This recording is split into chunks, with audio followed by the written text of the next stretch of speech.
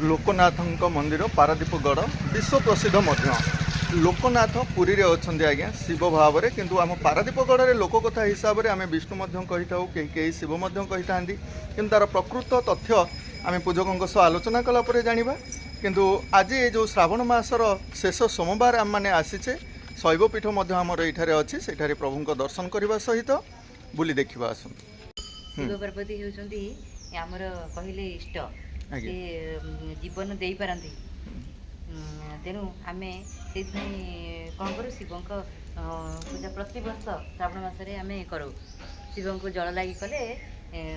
मनस्कामना पूर्ण हो बोली कहले शिव शांति हुए जलाभिषेक करने जाऊँ छोट छोट पिला हूँ वयोज्येष्ठ हूँ ये जल में बुड़ी जाऊँ असावधानता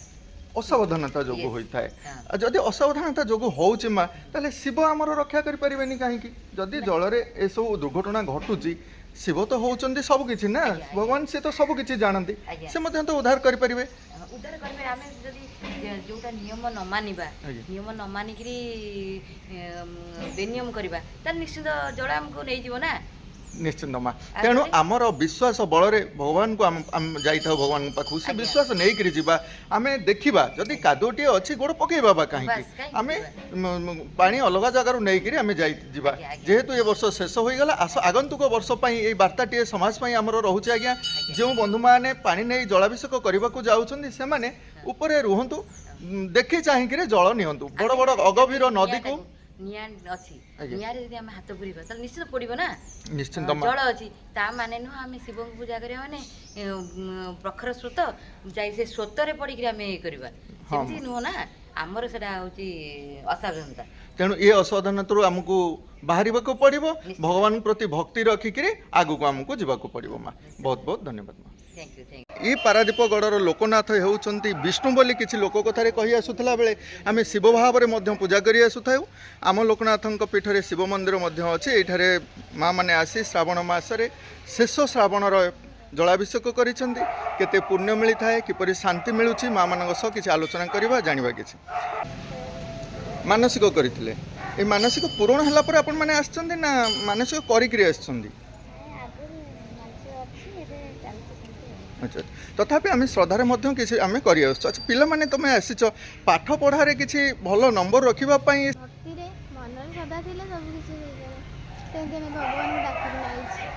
ये जाति प्रथा उपर कौन टे कह पाठ पढ़ु तेणु आमर ये जाति प्रथा नहीं कि ये ना तो भगवान के पीठ में सभी सामान ना कि जाति प्रथा देखिए ना कि छोट बड़ से सब माना जाए कुछ लोग थे जो मैंने जाति प्रथा गोटा मानती गोटा मानती किंतु सेटा मानी जो मैंने मानती से मानवा उचित नुहे कहीं मनुष्य तो भर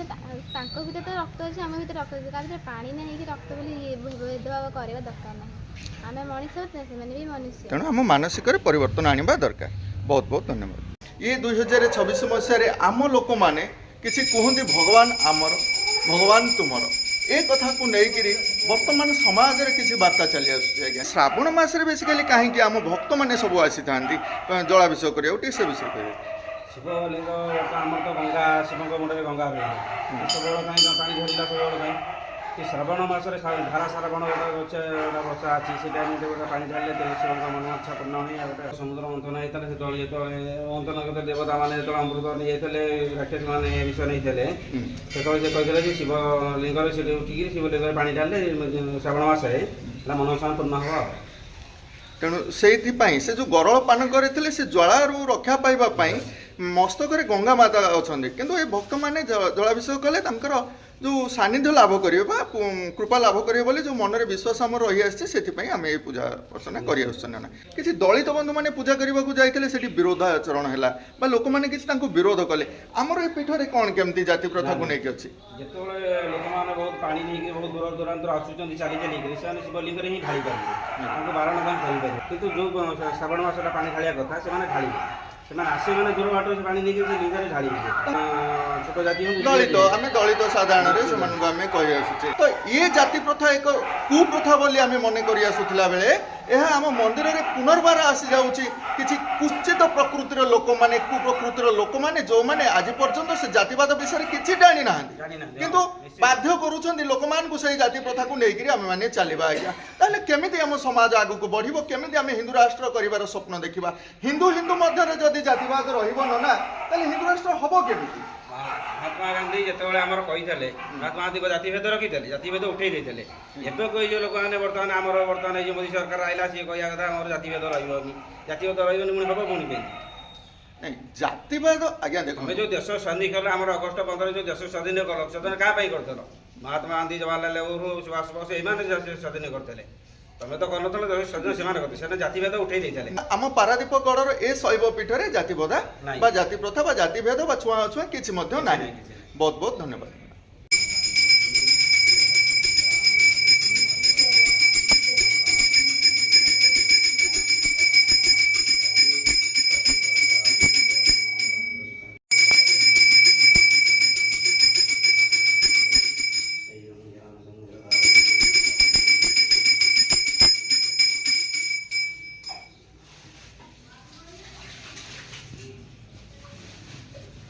ବର୍ତ୍ତମାନ ଦେଖାଯାଉଛି ଯେଉଁ ପରିମାଣରେ ଆମର ଭିଡ଼ ଲାଗି ରହୁଛି, ତାହାକୁ ଶୃଙ୍ଖଳା ଦୃଷ୍ଟିରୁ ଆମର ଶୃଙ୍ଖଳା ପ୍ରହରୀମାନେ ସେଠାରେ ମଧ୍ୟ ପ୍ରହରୀ ଦେଉଛନ୍ତି। ପ୍ରହରୀ ଦେବା ସହିତ ଭଗବାନଙ୍କ ଦର୍ଶନ ମଧ୍ୟ ରଖିଥାନ୍ତି।